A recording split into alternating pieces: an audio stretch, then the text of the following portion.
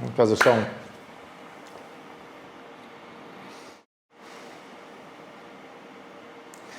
Essa pandemia trouxe bons aprendizados. Um deles foi a gente rever o nosso tempo, ou o uso do nosso tempo. Me lembro bem que, para mim, cozinheiro, mais de 30 anos dentro de uma cozinha, trabalhar me parecia trabalhar só dentro de uma cozinha. Tudo que eu fazia fora da cozinha, de alguma forma eu não registrava aquilo como trabalho. E no começo da pandemia eu comecei a entender que tinha uma outra maneira de trabalhar e que o tempo de trabalho não era exatamente o tempo que eu passava dentro da cozinha. Por algum motivo eu não tinha essa relação. Comecei a ter. Comecei a perceber uma outra coisa, que talvez antes da pandemia, atrasar uma reunião era natural. Afinal de contas, trânsito, cidade, deslocamento, tempo. Era natural, era tolerável. E de repente a gente começa a fazer reuniões como essa. E atrasar um minuto vira um problema. O tempo começa a ficar diferente. Começamos a perceber o tempo de uma nova maneira. E como a gente tinha menos deslocamento, agora tinha mais tempo.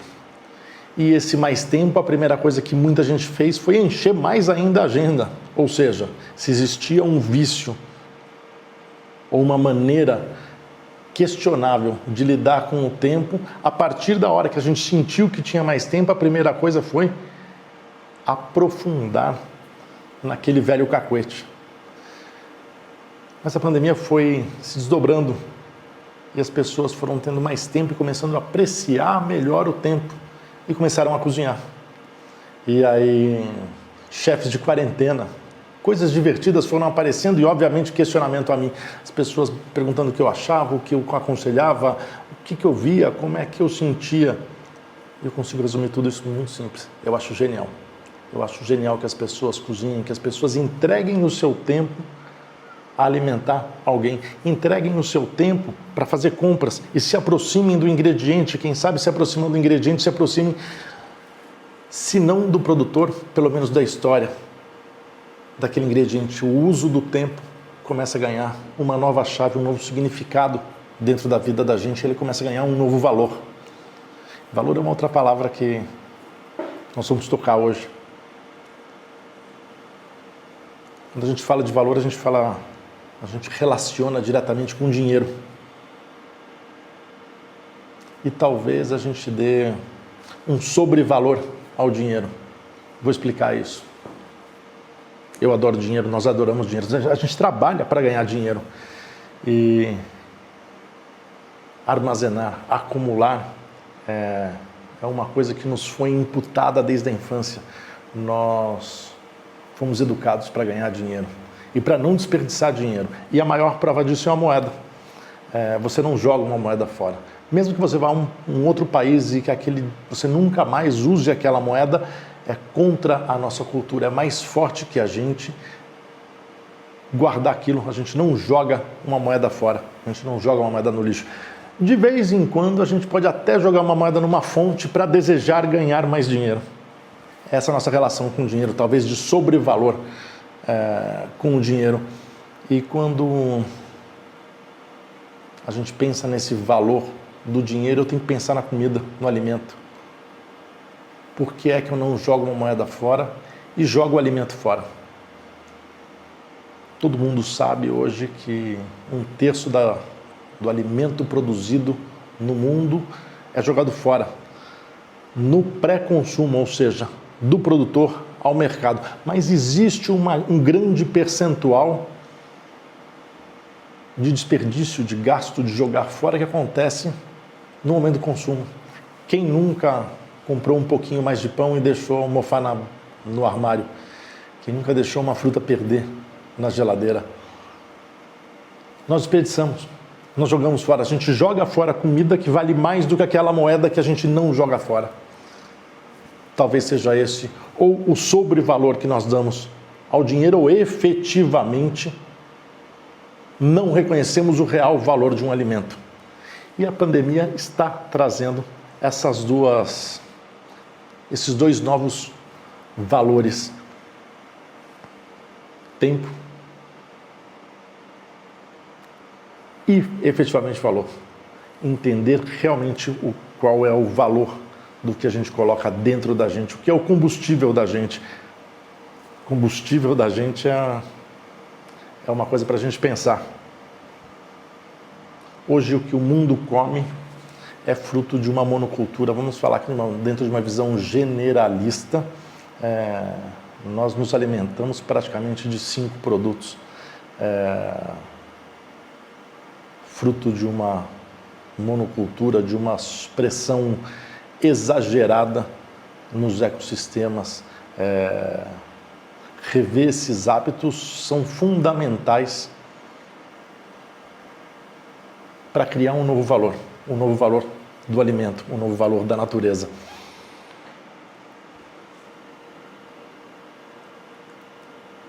Quando a gente fala de biodiversidade, falo da minha cozinha, por exemplo, que uso um puxuri, que uso um cucuia, que uso produtos da Amazônia Profunda e que muitos brasileiros nunca ouviram falar, nunca experimentaram, isso não me assusta. O que me assusta, o que me estarrece, o que gela meu coração é pensar quantas pessoas no planeta Terra reconhecem um pé de laranja sem uma fruta. Eu estou falando da desconexão do homem com o alimento no primeiro momento que é a vida, enquanto esse ingrediente está vivo. E talvez aí comece a revalorização do alimento, como a natureza nos entrega, nos regala uma fruta, como é fácil plantar, como é fácil produzir. A gente talvez tenha a falsa sensação de que tudo isso é de graça e por isso abundante talvez não tenha valor. O homem aprende em períodos difíceis e eu espero que a pandemia não seja demasiadamente difícil para a gente reentender o valor. Voltando a falar de monocultura, eu vou falar do oposto, que é diversidade ou biodiversidade. E quem sabe a gente chegue até em sociobiodiversidade. Mas vamos focar na biodiversidade nesse momento. A nossa alimentação hoje é de monodiversidade. Mas nos últimos anos nós começamos a beber vinho. E o vinho cresceu muito no imaginário, no dia a dia de todos nós. Antigamente bebíamos poucos vinhos de poucas regiões. Hoje bebemos vinhos do mundo inteiro num preço melhor. E começamos a não só mais conhecer 2 ou 3 uvas ou duas ou 3 regiões produtoras, mas descobrimos uma infinidade de uvas e uma infinidade de locais que produzem vinhos, desde a forma mais antiga até a forma mais moderna, desde as formas mais industriais até as formas mais artesanais. Quando a gente se apaixona pelo vinho, a gente começa a querer saber de onde ele veio.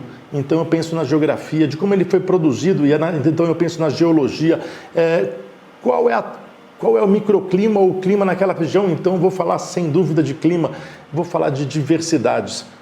Geologia, geografia, clima e variedades é biodiversidade.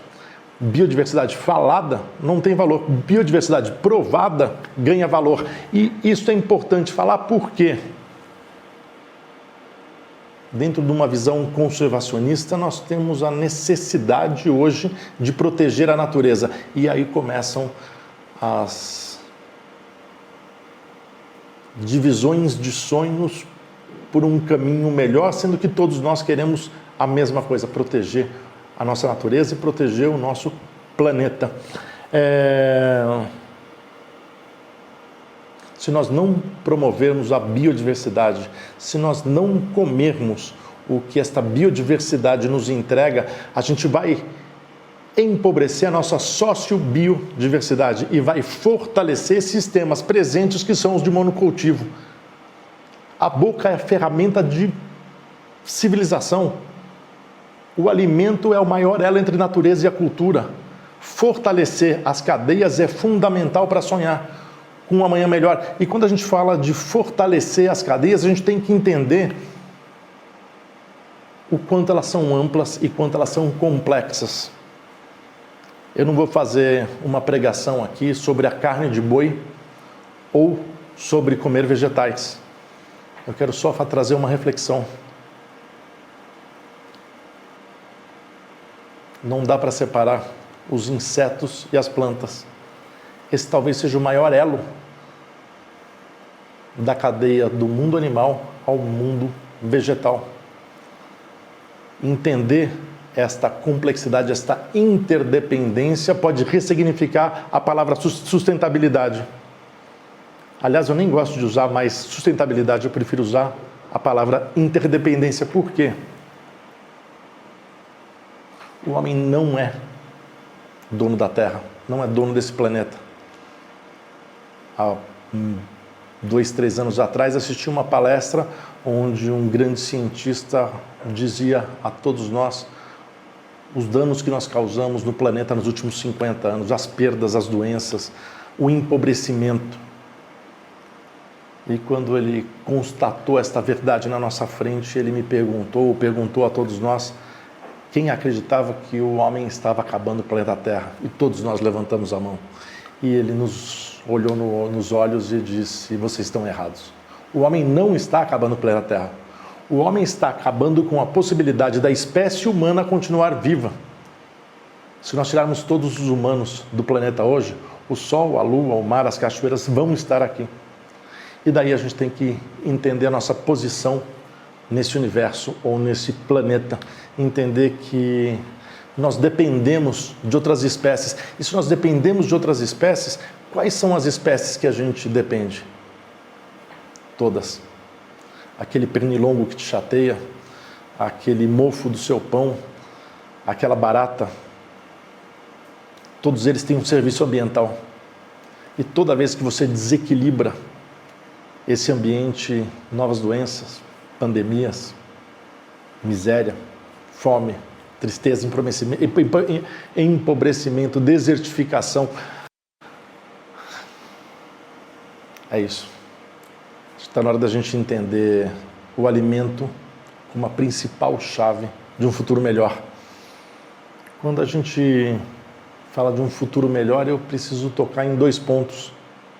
Um que nós temos que ser criativos e outro que nós temos que ser inovativos. Criatividade é uma coisa que eu falo há muito tempo, não é fazer o que ninguém faz. Ao contrário, é fazer o que todo mundo faz de uma maneira que ninguém espera, que surpreenda. E inovação. Inovação é simples, é criatividade com utilidade. Vou dar um exemplo simples. Um fax parecia um equipamento espetacular. Você colocava uma folha aqui e saía em qualquer lugar do mundo com valor documental.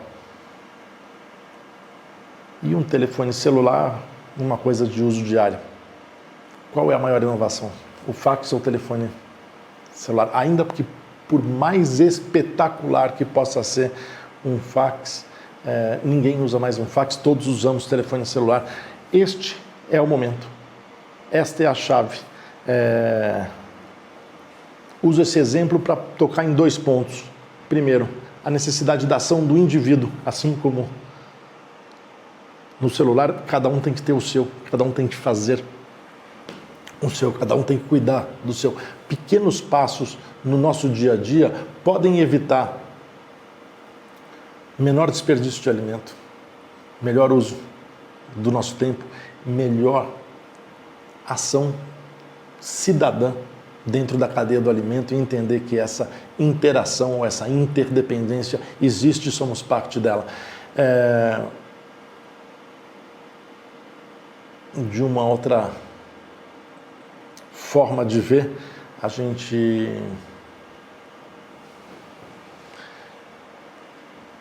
precisa também entender a nossa relação com a cadeia do alimento. O que conecta 7 bilhões no planeta Terra não é a internet. A internet, quem sabe, conecte 4, talvez 5 bilhões. O que conecta todos os seres humanos no planeta é o alimento. Entender que esta sim é a maior rede social, entender que esta sim, reorganizada, reestruturada, sim vai fazer um planeta melhor, sobre 3 pilares muito simples: tempo, valor e interdependência. Entender ou reentender a cadeia do alimento, reestruturar a cadeia do alimento, terá um impacto maior do que a própria internet na nossa vida. Uma coisa não elimina o outro. Muitas vezes as pessoas me perguntam: o que é a cozinha do futuro? O que vai ser a comida daqui a 50 anos? E para entender o que pode ser daqui a 50 anos, vamos olhar para trás e vamos voltar a 50 anos atrás. E há 50 anos atrás acreditava-se que a comida do futuro ia ser pílulas de astronauta. E isso, obviamente, não aconteceu. Aliás, a comida não mudou. O que aconteceu nos últimos 50 anos foi a industrialização da comida e a produção em larga escala. E isto sim gerou deformações, doenças, perdas. Para entender os próximos 50 era fundamental fazer esse raciocínio. E eu acredito no futuro. Eu acredito que os próximos 50 anos a comida não vai mudar. A forma de produzir comida talvez mude. Por que eu acredito nisso? Porque nós já temos consciência. Porque nós já tomamos consciência. E para resolver um erro, reconhecê-lo é fundamental. E isso não só eu e você. Já temos consciência, a indústria vem mudando. Mais um ponto para a gente. Entender que o mercado tem força e valor. E que toda vez que nós exercitarmos a palavra não, isso pode gerar um novo valor. Não compre, não cozinhe, não sirva e não coma o que você não está de acordo, o que não está dentro da sua ética, o que não comunga com a sua verdade. Eu acredito no ser humano, acredito no indivíduo e tenho certeza que, consciente desses valores, as ações coerentes ao valor de cada um, eu não quero mudar ninguém, só quero que as pessoas realmente ajam e consumam dentro da sua ética, vão gerar novos valores. Por que é que eu não quero mudar pessoas? Pela sociobiodiversidade. Respeitar a forma que outras pessoas vivem, que outros valores existam, vai ser a forma de encontrar soluções locais para um grande paradoxo, para o mundo que é o alimento. Não existe uma resposta, não existe uma verdade, não existe... O que existe é uma diversidade. Nós teremos que encontrar soluções locais para cada problema específico. E isso fica cada vez mais claro quando a gente trabalha com comunidades tradicionais, povos originários. O valor do dinheiro, do tempo, para eles são muito diferentes dos nossos.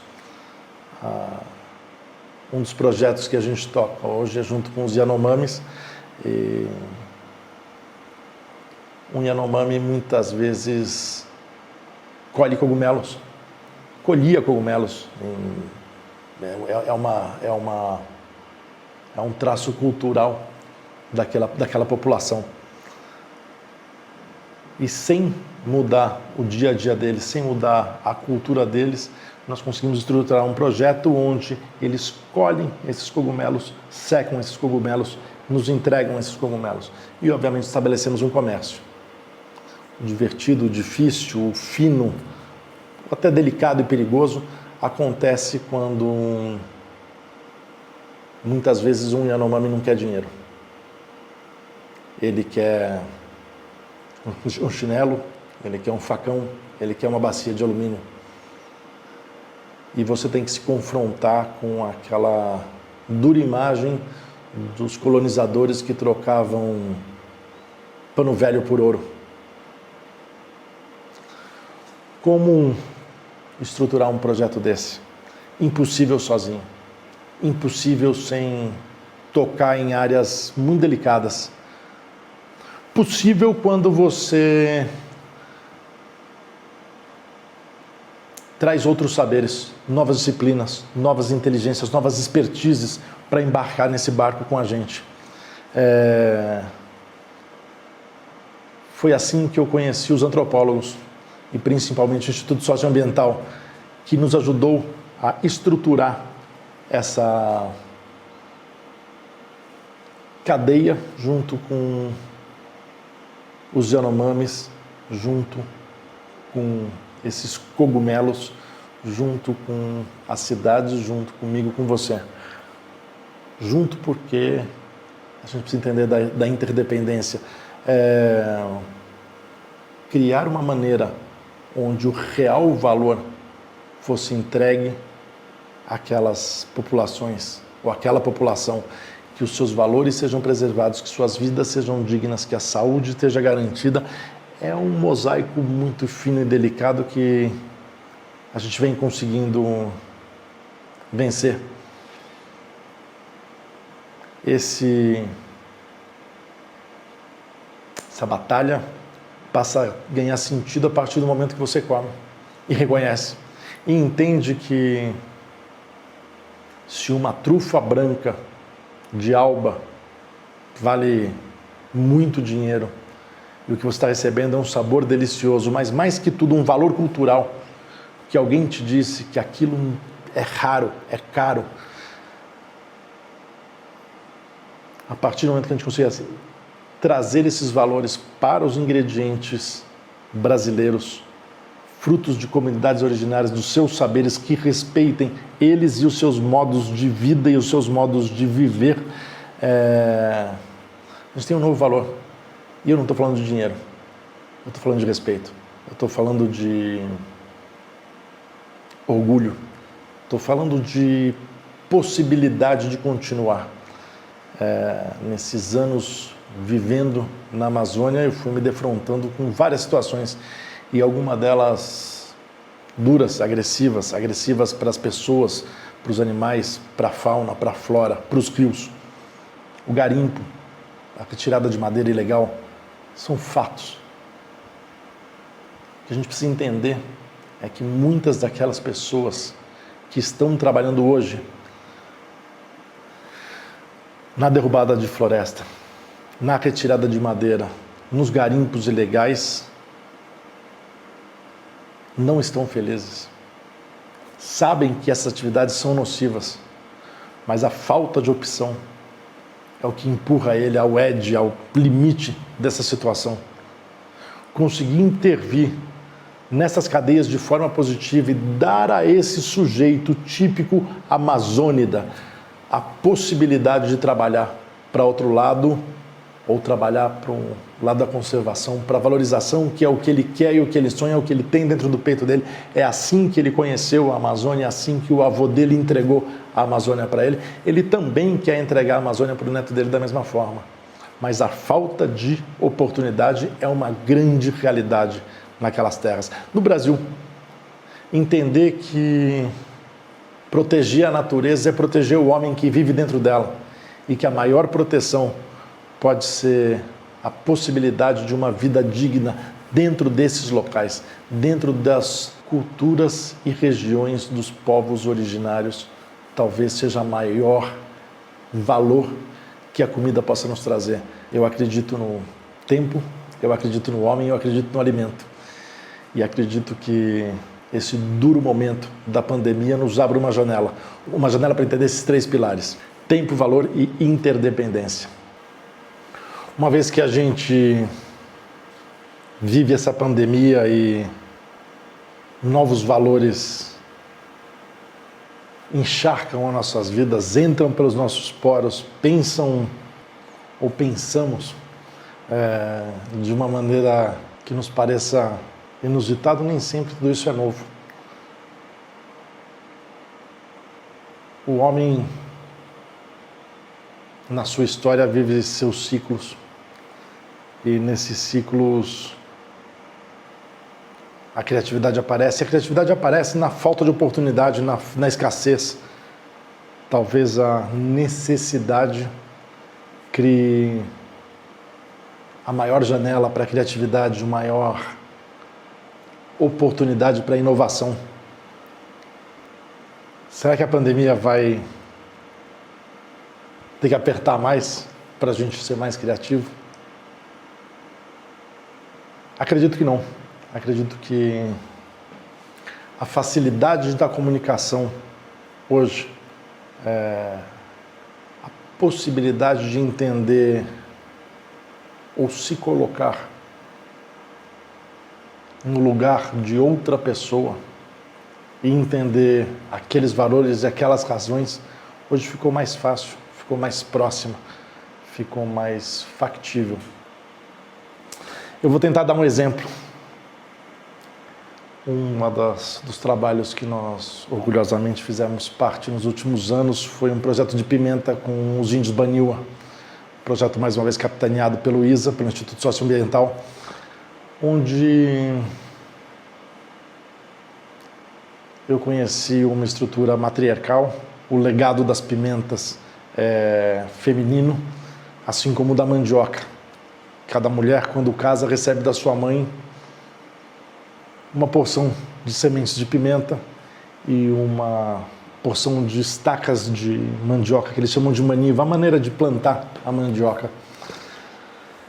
E essa menina que recebe da mãe essa variedade é a mesma variedade que a mãe recebeu da sua avó e assim por diante.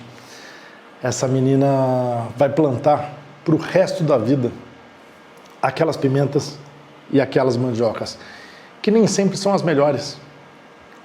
Nós, dentro da nossa cultura, nós queremos plantar a pimenta que nasce mais rápido, que produz mais, a mandioca mais saborosa, a mais branquinha, que cozinha mais rápido, a que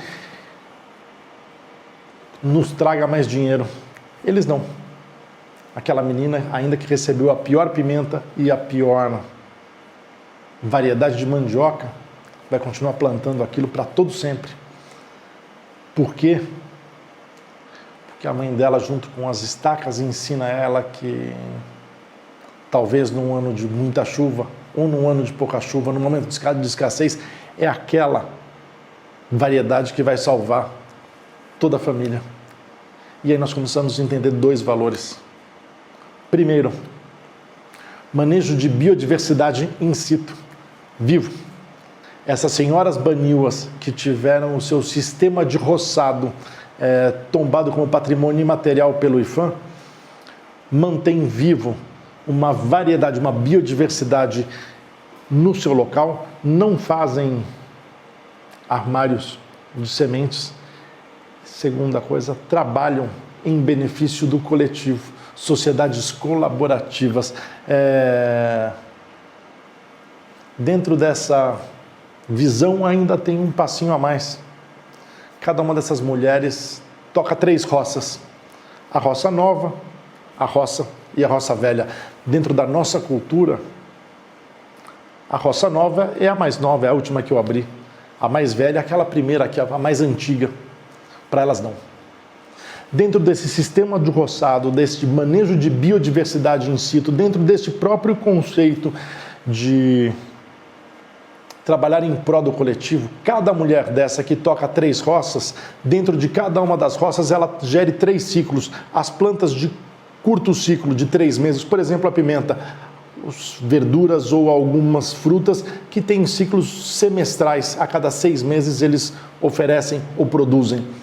E um ciclo mais longo, anual, que é o da mandioca. Dentro da cultura Baniwa, a roça velha é a que está produzindo mandioca e a nova é a que está produzindo pimenta. As roças nunca produzem a mesma coisa. Então a idade da roça é medida não pela pela cronologia de tempo, mas sim pelo oferecimento ou a manutenção da natureza e da cultura. É sensacional entender quanto em um sistema de roçado, 3 grandes verdades, 3 grandes aprendizados para nós urbanos podem surgir. Entender que nem sempre o tempo tem que respeitar a ordem cronológica, que nem sempre a biodiversidade tem que estar escondida, ou dentro de um armário, ou dentro de uma arca de Noé. Manter ela viva é fundamental. E, efetivamente, colaborar com o próximo. Entender que a ação que você faz hoje, talvez você não colha o benefício imediato, mas as próximas gerações, sem dúvida, serão beneficiadas. E, saindo do profundo Amazônia, indo para o nosso Oceano Atlântico, a gente vai entender que outros pontos do Brasil precisam da nossa atenção. Que o mar não é um recurso inesgotável, que as possibilidades de uso do mar sim podem ser inesgotáveis.